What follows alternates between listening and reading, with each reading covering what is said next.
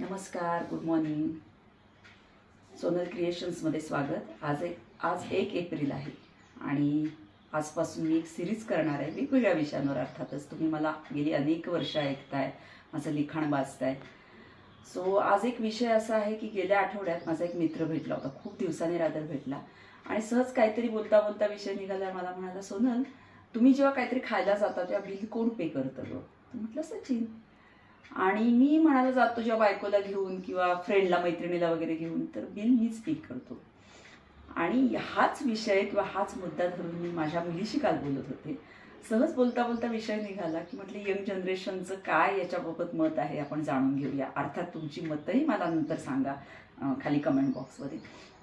तर ती म्हणाली, मम्मा हे बघ, आम्ही जेव्हा मित्र आणि मैत्रिणी भेटायला जातो म्हणजे माझ्या जनरेशनची, सो आम्ही आमचं TTM करतो. जे काय बिल होईल, समजा 200 रुपये झाले, 100 रुपये मी देते, 100 रुपये माझा मित्र देतो.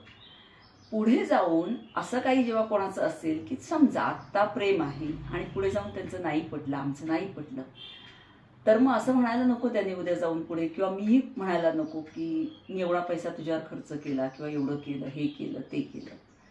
म्हणजेच काय, तर ह्यांना कुठलीही कमिटमेंट नको असं म्हटलं तर अवघड ठरेल का? खरं तर मीच संभ्रमात आहे. कारण कधीतरी असं वाटतं की यंग जनरेशन खूप प्रॅक्टिकल आहे, खूप चांगला विचार करते. कारण तिचा जो थॉट मी काल ऐकला तो अगदीच चुकीचा होता का? अजिबात नाही.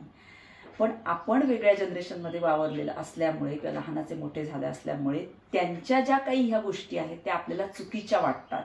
रादर त्यांच्या पुढच्या पिढीच्या ज्या गोष्टी असतील त्या त्यांना चुकीच्या वाटू शकतात. सो हे चुकीचं आहे का बरोबर आहे, यापेक्षा मला असं थोडंसं काल तिच्याशी बोलताना जाणवलं की she is right on her place.